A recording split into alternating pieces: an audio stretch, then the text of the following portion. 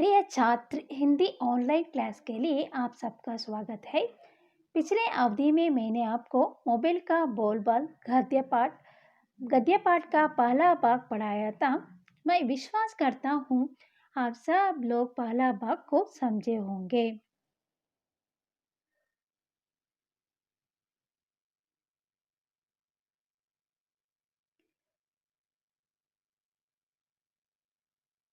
Mobile का बोलबाल भाग 2। लेखिका का नाम सुरेखा शर्मा शांति। बच्चों, पिछले अवधि में मैंने आपको मोबाइल का बोलबाल गद्य पाठ का पहला भाग पढ़ाया था। आज हम मोबाइल का बोलबाल के दूसरे भाग की ओर ध्यान देंगे।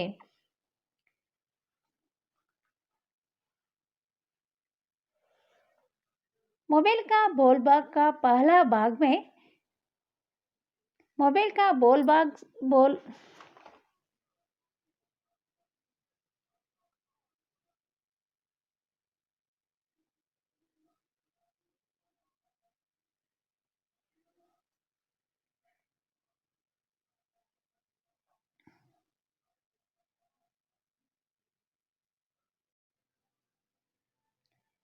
पहला भाग में टेलीफोन अपने स्थिति को बताते हुए बहुत उदास होकर वर्तमान परिस्थिति में मोबाइल फोन का महत्व और उनकी आवश्यकता पर मोबाइल फोन के साथ संवाद किया है।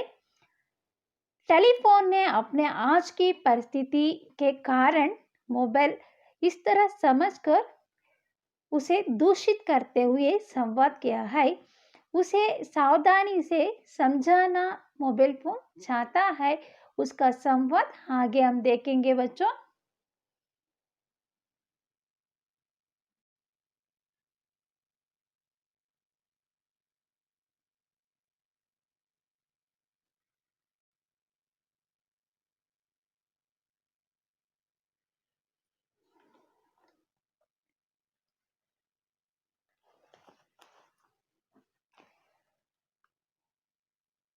मोबाइल का बोलबाल का दूसरा भाग। बात तुम्हारी बिल्कुल सच है। प्रिय छात्र, हिंदी ऑनलाइन क्लास के लिए आप सबका स्वागत है। पिछले अवधि में मैंने आपको मोबाइल का बोलबाला गद्य पाठ पढ़ाया था, पहला भाग पढ़ाया था। मैं विश्वास करता हूँ आप सब लोग पहला भाग को समझे होंगे।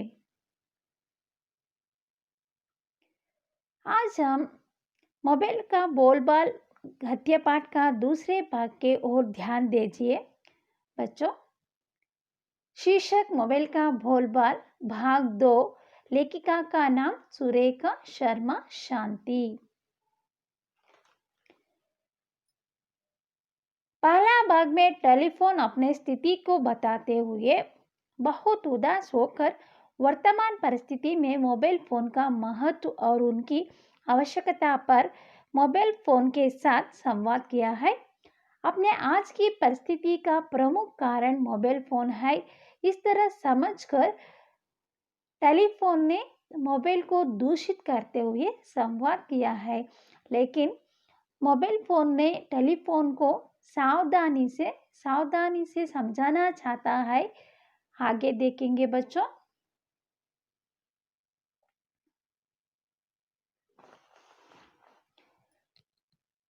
मोबाइल। बात तुम्हारी बिल्कुल सच है, पर तुम्हारे विचार आज के जमाने से मेल नहीं खाते। मेल का अर्थ है बच्चों जोड़ नहीं होते।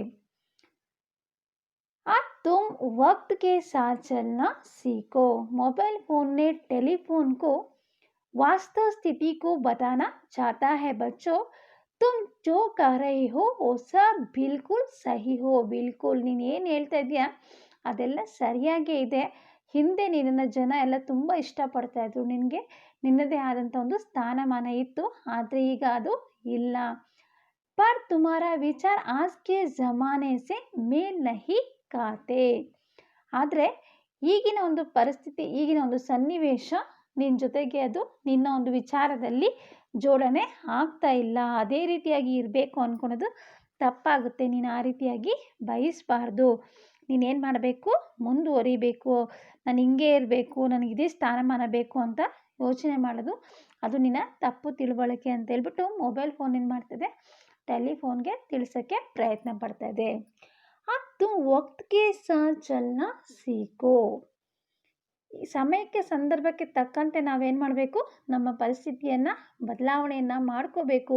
ಇದಾಗಿ ಇರಬೇಕು ಅಂದ್ಕೊಳೋವಂಥದ್ದು ತಪ್ಪು ಅಂತ ಮೊಬೈಲ್ ಫೋನು ಟೆಲಿಫೋನ್ಗೆ ಬುದ್ಧಿವಾದವನ್ನು ಹೇಳ್ತಾ ಇದೆ. टेलीफोन, अच्छा बच्चों, आज तुम मुझे उपदेश दे रहे हो, कोई बात नहीं, तुम्हारे साथ भी कभी इसी तरह का व्यवहार होगा, तब पता चलेगा. याद रखना, समय सदा एक सा नहीं रहता. टेलीफोन मोबाइल बात के बात सुनकर बहुत गुस्सा हो गया बच्चों. गुस्सा होकर उन्होंने कहा है, अच्छा बच्चू, ಹೌದಾ ಮಗು, आज तुम मुझे उपदेश दे रहे हो, ನೀನು ನನಗೆ ಉಪದೇಶ ಕೊಡಷ್ಟು ದೊಡ್ಡವನಾಗ್ಬಿಟ್ಟಿದ್ಯಾ, ನೀನು ನನಗೆ ತಿಳುವಳಿಕೆಯನ್ನು ಹೇಳ್ತಾ ಇದೆಯಾ. कोई बात नहीं, तुम्हारे साथ भी कभी इसी तरह का व्यवहार होगा, तब पता चलेगा. ಹೌದಾ ಸರಿ, ನನಗೆ ಬುದ್ಧಿ ಹೇಳೋಷ್ಟು ನಿನಗೆ ತಿಳುವಳಿಕೆ ಬಂದಿದೆಯಾ, ನಿನಗೂ ಸಹ ಇದೇ ಒಂದು ಪರಿಸ್ಥಿತಿ ಬರಲಿ, ಎಲ್ಲರೂ ನಿನ್ನ ಜೊತೆ ಇದೇ ರೀತಿಯಾಗಿ ವ್ಯವಹಾರವನ್ನು ಮಾಡಲಿ, ನಿನ್ನನ್ನು ಕಡೆಗಣಿಸ್ಲಿ, ಆವಾಗ ನಿನಗೆ ಗೊತ್ತಾಗುತ್ತೆ ಏನಾಗಿದೆ ಅಂತ. ಈಗ ನಾನು ಎಷ್ಟೇ ಹೇಳಿದ್ರು ನಿನಗೆ ಅರ್ಥ ಆಗಲ್ಲ ಅಂತ ಹೇಳ್ಬಿಟ್ಟು ಟೆಲಿಫೋನ್ ತುಂಬ ಕೋಪದಿಂದ ಮೊಬೈಲ್ ಫೋನ್ಗೆ ಹೇಳ್ತದೆ. याद रखना, समय सदा एक सा नहीं रहता. टेलीफोन ने बहुत उदास होकर बहुत नाराज से कहा है, समय सदा एक सा नहीं रहता. ಸಮಯ ಯಾವಾಗಲೂ ಒಂದೇ ಥರ ಇರೋದಿಲ್ಲ, ಸಮಯದಲ್ಲಿ ಬದಲಾವಣೆ ಯಾವ ರೀತಿ ಆಗುತ್ತೆ ಅದೇ ರೀತಿಯಾಗಿ ಪರಿಸ್ಥಿತಿಯಲ್ಲೂ ಬದಲಾವಣೆ ಆಗುತ್ತೆ, ನಿನ್ನ ಪರಿಸ್ಥಿತಿಯಲ್ಲೂ ಬದಲಾವಣೆ ಆಗುತ್ತೆ ಅಂತೇಳ್ಬಿಟ್ಟು ಟೆಲಿಫೋನ್ ಏನು ಮಾಡ್ತದೆ, ಮೊಬೈಲ್ ಫೋನ್ಗೆ ಹೇಳ್ತಾ ಇದೆ. चिट्ठी, पर्दे के पीछे से. मेरे प्यारे दोस्त, तुमने सच कहा, समय सदा एक समान नहीं रहता. एक चिट्ठी व प्यारी सुरली, एक मीठी व प्यारी सुरली भी आवाज़ सुनकर दोनों चौंक उठे और अपने चारों ओर देखने लगे. पर्दे के पीछे से और एक आवाज़ सुनते हैं. जब मोबाइल फ़ोन और टेलीफोन बातचीत करते रहते हैं, उसी समय और एक आवाज़ पर्दे के पीछे से आते हैं. ಮಕ್ಕಳೇ, ಪರ್ದೆಯ ಒಂದು ಹಿಂದೆಯಿಂದ ಒಂದು ಶಬ್ದ ಕೇಳಿಸುತ್ತೆ. ಯಾವಾಗ ಮೊಬೈಲ್ ಫೋನ್ ಮತ್ತು ಟೆಲಿಫೋನು ಮಾತಾಡ್ತಾ ಇತ್ತು, ಅದೇ ಸಮಯಕ್ಕೆ ಇನ್ನೂ ಒಂದು ಶಬ್ದ ಇವ್ರಿಗೆ ಕೇಳಿಸುತ್ತೆ. ಮೇರೆ ಪ್ಯಾರೆ ದೋಸ್ತ್, ನನ್ನ ಪ್ರೀತಿಯ ಗೆಳೆಯರೇ, ತುಮ್ನೆ ಸಚ್ ಕಹಾ, ಸಮಯ ಸದಾ ಏಕ್ ಸಮ ನಹಿ ರಹತಾ. ನೀನು ನಿಜ ಹೇಳಿದೆ, ಸಮಯ ಯಾವಾಗಲೂ ಒಂದೇ ಥರ ಇರೋದಿಲ್ಲ, ಬದಲಾವಣೆ ಆಗುತ್ತೆ.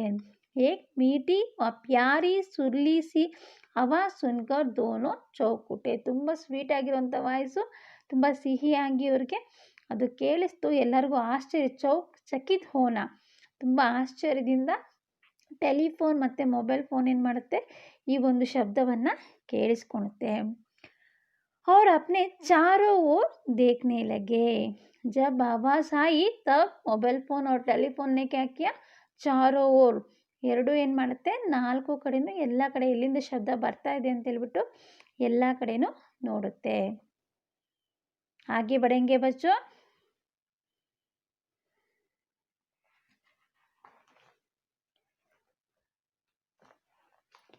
चिट्ठी, मेरे प्यारे ट्रिंटिंग, जो स्थिति आज तुम्हारी है उसे मैं भी भुगता है, अफसोस करती हूँ. अब एक चिट्ठी, ಒಂದು ಪತ್ರ ಇಲ್ಲಿ ಮಾತಾಡ್ತಾ ಇದೆ. मेरे प्यारे ट्रिंटिंग, किससे बात करता है, टेलीफोन से कह रहा है, मेरे प्यारे ट्रिंटिंग, जो स्थिति आज तुम्हारी है उसे मैं भी भुगता है. ನಿನಗೆ ಇವಾಗ ಯಾವ ರೀತಿಯ ಪರಿಸ್ಥಿತಿ ಬಂದಿದೆಯೋ ಅದೇ ರೀತಿಯ ಪರಿಸ್ಥಿತಿಯನ್ನು ಹಿಂದೆ ನಾನು ಸಹ ಅನುಭವಿಸಿದ್ದೆ, ಅದೇ ರೀತಿಯ ಪರಿಸ್ಥಿತಿ ನಂದು ಆಗಿತ್ತು. ಟೆಲಿಫೋನ್, ಓ ಕೈಸೆ. ಚಿಟ್ಟಿ, ಹಾಯ್, ಕ್ಯಾ ದಿನ್ ತೆ, जब मेरे अंदर गुलाब की पत्तियां, पत्ती पत्तियां एक वचन बहुवचन बच्चों, रखकर प्रेमी प्रेमिका एक दूसरे को बेचते थे. ಎಂಥ ಬ್ಯೂಟಿಫುಲ್ ಡೇಸ್, ಎಷ್ಟು ಆನಂದವಾಗಿತ್ತು, ಎಷ್ಟು ಖುಷಿಯಾಗಿತ್ತು. ಮೇರೆ ಅಂದರ್ ಗುಲಾಬ್ ಕಿ ಪತಿಯ, ನನ್ನ ಒಂದು ಲೆಟರ್ ಒಳಗಡೆ ಈ ಒಂದು ರೋಸಿನ ಎಲೆಗಳನ್ನು ಇಟ್ಟು ಏನು ಮಾಡ್ತಾಯಿದ್ರು, ಪ್ರೀತಿ ಮಾಡೋರು ಒಬ್ರು ಇನ್ನೊಬ್ರಿಗೆ, ಪ್ರೇಮಿ ಪ್ರೇಮಿಕಾ ಗೆಳೆಯ ಗೆಳತಿಯರು ಒಬ್ರು ಇನ್ನೊಬ್ರಿಗೆ ಕಳಿಸ್ಕೊತಾ ಇದ್ರು. ಬಾರ್ ಬಾರ್ ಮುಜೆ ಚುಮ್ಮ ಜಾತಾ ತಾ. ಬಾರ್ ಬಾರ್ ವಿರುಕ್ತಿ ಶಬ್ದ ಬಚ್ಚೋ, ಮುಜೆ ತುಂಬ ಮುತ್ತು ಕೊಟ್ಟು ನನ್ನ ಎಷ್ಟು ಪ್ರೀತಿಯಿಂದ ಆಧಾರದಿಂದ ಕಾಣ್ತಾ ಇದ್ರು. यदि मुझे पहुंचने में कुछ देर हो जाती तो लोग की बेचैनी बढ़ जाती थी. ತುಂಬ ಪರೇಶಾನ್ ಹೋ ಜಾತಿ ಥಿ. ಲೆಟರ್ ಏನಪ್ಪ ಇನ್ನೂ ಬರಲಿಲ್ಲ ಅಂತ ನನಗೋಸ್ಕರ ಆತುರದಿಂದ ಕಾಯ್ತಾಯಿದ್ರು. ನಾನು ಬರೋದು ಸ್ವಲ್ಪ ತಡ ಆದ್ರೂ ಅವ್ರಿಗೆ ಅವರ ಬೇಸರ ಜಾಸ್ತಿ ಆಗ್ತಾಯಿತ್ತು, ಅವರ ಒಂದು ನಿರೀಕ್ಷೆ ಹೆಚ್ಚಾಗ್ತಾಯಿತ್ತು. पर तुम जब से आए हो तो लोग लिखना ही भूल गए, सब तुम पर ही घिटर पिटर करने लगे. चिट्टी ने टेलीफोन को समय के बारे में समझाना चाहता है. उन्होंने कहा है जब तब तुम्हारा स्थिति टेलीफोन की स्थिति है उसी स्थिति में चिट्टी भी थी. ಒಂದು ಕಾಲದಲ್ಲಿ ಪತ್ರಗಳು ಬರೆಯುವಂಥದ್ದು ಮನುಷ್ಯನ ಒಂದು ಹಾಬಿಯಾಗಿತ್ತು, ಒಂದು ಹವ್ಯಾಸ ಆಗಿತ್ತು. ನಾವೇನು ಮಾಡ್ತಾಯಿದ್ವಿ, ನಮ್ಮ ಪ್ರೀತಿ ಪಾತ್ರರಿಗೆ ಪತ್ರಗಳನ್ನು ಬರಿತಾಯಿದ್ವಿ, ಪತ್ರಗಳ ಮೂಲಕ ಸಂದೇಶಗಳನ್ನು ಕಳಿಸ್ತಾ ಇದ್ವಿ. ಆದರೆ ಯಾವಾಗ ಈ ಫೋನ್ ಬಂತೋ, ಟೆಲಿಫೋನ್ ಬಂತೋ, ದೂರಭಾಷೆ ಬಂತೋ, ಆವಾಗಲಿಂದ ಜನ ಏನು ಮಾಡ್ತಿದ್ದಾರೆ, ಲೆಟ್ರ್ಗಳನ್ನೇ ತೊಗೊಳೋದಿಲ್ಲ, ಲೆಟರು ಬರೆಯೋದನ್ನೇ ಮರ್ತಿದ್ದಾರೆ. ಲಿಖ್ನಾ ಬಿ ಭೂಲ್ ಗಯೆ, ಸಾಬ್ ತುಮ್ ಪರ್ ಹಿ ಗಿಟರ್ ಪಿಟರ್ ಕರ್ನೆ ಲಗೆ. ಎಲ್ಲರೂ ಫೋನ್ ಮಾಡೋಕ್ಕೆ ಸದಾ ಸಿದ್ಧರಾಗಿದ್ದರು, ನನ್ನನ್ನು ತುಂಬ ಕಡೆಗಣಿಸಿದ್ರು ಅಂತ ಹೇಳ್ಬಿಟ್ಟು ಇಲ್ಲಿ ಚಿಟ್ಟಿ ತನ್ನ ಒಂದು ಪರಿಸ್ಥಿತಿಯನ್ನು, ತನ್ನ ದುಃಖವನ್ನು ಟೆಲಿಫೋನ್ ಹತ್ರ ಹೇಳ್ಕೊತಾ ಇದೆ. ಮೊಬೈಲ್ दिलासा देते हुए, चिट्टी बहन निराशा मत हो, ये तो समय का हेर फेर है, सभी के दिन फिरते रहते हैं. मोबाइल फ़ोन ने बहुत समझदार है, बहुत सावधानी से समझाना चाहता है. और चिट्टी बहन, चिट्टी से भी उन्होंने किस तरह टेलीफोन से सावधानी से बात किया, उसी तरह चिट्टी के साथ भी उन्होंने सावधानी से व्यवहार कर रहा है. चिट्टी बहन निराशा मत हो, ಏನು ಬೇಜಾರು ಮಾಡ್ಕೊಂಬೇಡ ತಂಗಿ ನೀನು. ಯಾತು ಸಮಯ ಕಾ ಹೇರ್ ಪೇರ್ ಹೈ, ಇದು ಸಮಯದಲ್ಲಿ ಆದಂತಹ ಅದಲು ಬದಲು, ಏರುಪೇರು ಬದಲಾವಣೆಗಳು. ಸಭಿ ಕೆ ದಿನ್ ಫಿರ್ತೆ ರಹತೆ ಹೈ, ಒಂದಲ್ಲ ಒಬ್ಬರ ದಿನ, ಇವತ್ತು ನನ್ನ ದಿನ ಆದರೆ ಇನ್ನೊಂದು ದಿವಸ ಇನ್ನೊಬ್ಬರದ್ದಾಗಿರುತ್ತೆ. ಸಮಯದಲ್ಲಿ ಬದಲಾವಣೆ ಆಗುವಂಥದ್ದು ಸಹಜ, ನಾವು ಅದನ್ನು ಒಪ್ಕೊಬೇಕು, ವಾಸ್ತವ ಸ್ಥಿತಿಯನ್ನು ಅಂತೇಳ್ಬಿಟ್ಟು ಮೊಬೈಲ್ ಫೋನ್ ತುಂಬ ಚೆನ್ನಾಗಿ ತಿಳುವಳಿಕೆಯನ್ನು ಪತ್ರದೊಂದಿಗೆ ತಿಳಿಸ್ತಾ ಇದೆ, ಪತ್ರಕ್ಕೆ ತಿಳಿಸ್ತಾ ಇದೆ. चिट्टी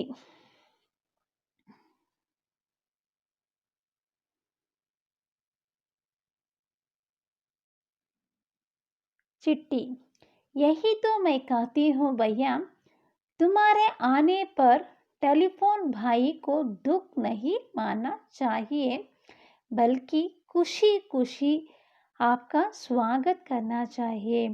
दुनिया में कुछ भी शाश्वत नहीं, पता नहीं ये मानव जाति कल क्या नई खोज कर दे. चिट्टी ने भी आप समझ के बारे में समझ लिया है, इसीलिए चिट्टी ने बहुत सावधानी से बातचीत कर रहा है. यही तो मैं कहती हूँ, मोबाइल फ़ोन से चिट्टी ने कह रहा है, यही तो मैं भी कहती हूँ, ಇದನ್ನೇ ನಾನು ಸಹ ಹೇಳುವಂಥದ್ದು. ಅಣ್ಣ, ಭಯ್ಯ का अर्थ है ಅಣ್ಣ. तुम्हारे आने पर टेलीफोन भाई को दुख नहीं मानना चाहिए, ನೀನು ಬಂದೆ ಅಂತ ಹೇಳ್ಬಿಟ್ಟು ಇಲ್ಲಿ ಏನು ಮಾಡಬಾರ್ದು, ಟೆಲಿಫೋನು ದುಃಖ ಪಡಬಾರ್ದು, ಖುಷಿ ಪಡಬೇಕು, ನಿನ್ನ ಖುಷಿ ಖುಷಿಯಾಗಿ ಸ್ವಾಗತವನ್ನು ಮಾಡಬೇಕು. ಬಲ್ಕಿ का अर्थ है ಬದಲಿಗೆ, ಖುಷಿ ಖುಷಿ ವಿರುಕ್ತಿ ಶಬ್ದ, आपका स्वागत करना चाहिए, ನಿನ್ನ ಸ್ವಾಗತ ಮಾಡಬೇಕು. ಅದರ ಪರಿಸ್ಥಿತಿಯನ್ನು ಅದು ಅರ್ಥೈಸ್ಕೊಬೇಕು. ದುನಿಯಾ ಮೇ ಕುಚ್ ಭಿ ಶಾಶ್ವತ್ ನಹಿ ಹೈ, ಶಾಶ್ವತ್ ಅಶಾಶ್ವತ್ ವಿಲೋಮ್ ಶಬ್ದ. ಸಂಸಾರದಲ್ಲಿ ಅಥವಾ ಈ ಒಂದು ಪ್ರಪಂಚದಲ್ಲಿ ಯಾವುದೂ ಶಾಶ್ವತ ಅಲ್ಲ, ಯಾವುದು ಪರ್ಮನೆಂಟ್ ಅಲ್ಲ. ಪ್ರತಿಯೊಂದು ಏನಾಗುತ್ತೆ, ಕಳೆದು ಹೋಗುತ್ತೆ. ಅದನ್ನು ಅರ್ಥ ಮಾಡ್ಕೊಬೇಕು ಅಂತ ಚಿಟ್ಟಿ ಪತ್ರ ತುಂಬ ಸುಂದರವಾಗಿ ಹೇಳ್ತಾ ಇದೆ. ಪತಾ ನಹಿ ಎ ಮಾನವ್ ಜಾತಿ ಕಲ್ ಕ್ಯಾ ನಹಿ ಕೋಚ್ ಕರ್ ದೇ. ಗೊತ್ತಿಲ್ಲ ಈ ಮನುಷ್ಯ ನಾಳೆ ದಿವಸ ಏನೊಂದು ಹೊಸ ಸಂಶೋಧನೆಯನ್ನು ಮಾಡ್ಬೋದು, ಹೊಸದಾಗಿ ಬದಲಾವಣೆಯನ್ನು ತರ್ಬೋದು. ಅದನ್ನು ನಾವು ಅರ್ಥೈಸ್ಕೊಳ್ಬೇಕು ಅಂತ ಹೇಳ್ಬಿಟ್ಟು ಚಿಟ್ಟಿ ಸಹ ತನ್ನ ಒಂದು ಪರಿಸ್ಥಿತಿಯ ಬಗ್ಗೆ ತಿಳಿಸ್ತಾ ಇದೆ. ಈ ರೀತಿಯಾಗಿ ನಾವೇನು ಮಾಡಬೇಕು, ಬರೋ ಎಲ್ಲವನ್ನು ನಾವೇನು ಮಾಡಬೇಕು, ಪ್ರೀತಿಯಿಂದ ಸ್ವಾಗತವನ್ನು ಮಾಡಬೇಕು.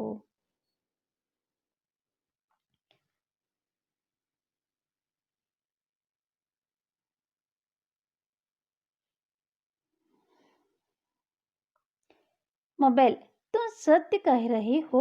अब तो नए मोबाइल की खोज की जा रही है।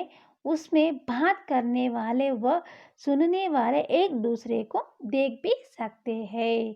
मोबाइल फ़ोन ने क्या कहते हैं, मोबाइल फ़ोन ने कह रहा है तुम सत्य कह रही हो, ನೀನು ಹೇಳ್ತಾ ಇರೋದೆಲ್ಲ ಸತ್ಯ. ನಾವು ಪರಿಸ್ಥಿತಿಗೆ ಅನುಗುಣವಾಗಿ ಹೋಗಬೇಕು. अब जो नए मोबाइल की खोज की जा रही है उसमें बात करने वाले व सुनने वाले एक दूसरे को देख भी सकते हैं. ಅವ್ರು ಮೊದಲು ನಿಮಗೆಲ್ಲ ಗೊತ್ತು, ಟೆಲಿಫೋನ್ ಬಂತು, ಟೆಲಿಫೋನ್ ನಂತರ ಕೀಪ್ಯಾಡ್ ಬಂತು, ನಂತರ ಏನಾಯಿತು, ಈಗ ಆವಿಷ್ಕಾರಗಳು ಹೊಸ ಹೊಸ ಆವಿಷ್ಕಾರಗಳಾಗಿ ತುಂಬ ಟೈಪ್ಸ್ ಆಫ್ ಫೋನ್ಗಳನ್ನು ನಾವು ನೋಡ್ಬೋದು. ಈಗ ಮನುಷ್ಯ ಏನು ಮಾಡ್ಬೋದು, ಬೇರೆ ಕಡೆ ಇರೋ ಜೊತೆಯಲ್ಲಿ ಕೂತ್ಕೊಂಡು ಅವನ್ನ ನೋಡಿಕೊಂಡು ಅವ್ರ ಜೊತೆ ಅವನೇನು ಮಾಡ್ಬೋದು, ಸಂವಾದವನ್ನು ಮಾಡ್ಬೋದು, ಮಾತಾಡ್ಬೋದು. ಹೇಗೆ ದೂಸರೇಕೋ ದೇಖ್ ಭೀ ಸಕ್ತೆ ಹೇ, ನೋಡ್ಕೊಳ್ಬೋದು. ವಿಡಿಯೋ ಕಾಲ್ನ ಸಹ ನಾವು ಮಾಡಿ ಅವ್ರ ಜೊತೆ ನೋಡಿಕೊಂಡು ಮಾತಾಡ್ಬೋದು. ಈ ರೀತಿ ಮನುಷ್ಯ ಏನು ಮಾಡಿದ್ದಾನೆ, ಪ್ರತಿಯೊಂದರಲ್ಲೂ ಏನು ಮಾಡ್ತಿದ್ದಾನೆ, ಬದಲಾವಣೆಗಳನ್ನು ತರ್ತಿದ್ದಾನೆ, ಅನೇಕ ರೀತಿಯ ಸಂಶೋಧನೆಗಳನ್ನು ಮಾಡ್ತಾ ಇದ್ದಾನೆ. ಚಿಟ್ಟಿ मुस्कुराते हुए, इसलिए मैं तो यही कहती हूँ जो मिल जाए, जितना मिल जाए उसी में खुश रहना सीखो.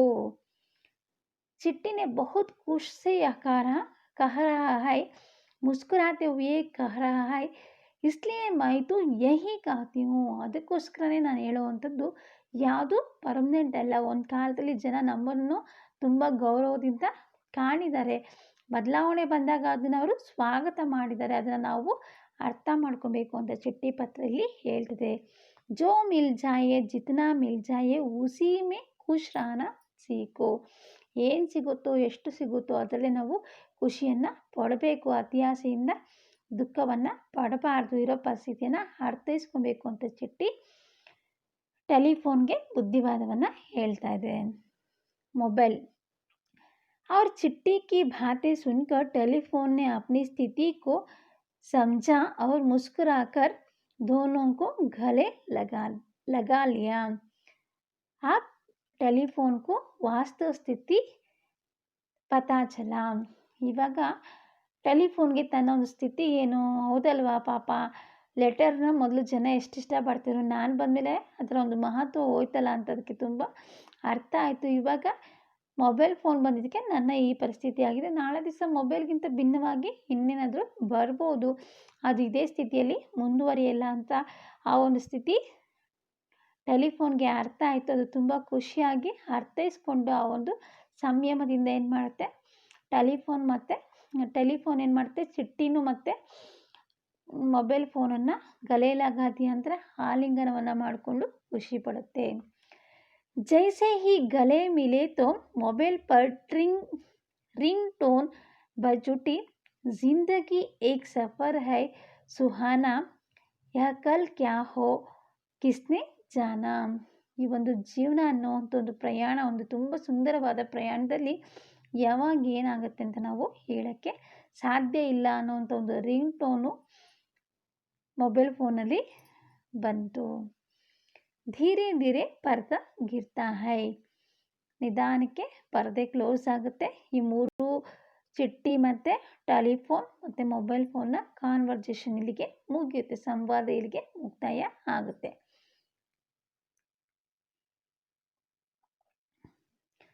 बच्चों, मैं समझता हूँ आप सब लोग भाग का दूसरे भाग को समझे होंगे। दूसरे भाग से संबंधित कुछ प्रश्न गृहपाठ के लिए इस तरह है। ध्यान दीजिए बच्चों। टेलीफोन मन ही मन मोबाइल के बारे में क्या कहा? पहला भाग में हम इस प्रश्न के उत्तर देखें। और एक बार ध्यान दीजिए बच्चों। टेलीफोन मन ही मन मोबाइल के बारे में इस तरह कहा। दिखने में चूहे जैसा, ना मूंछ ना पूंछ, फिर भी इसकी इतनी पूछ।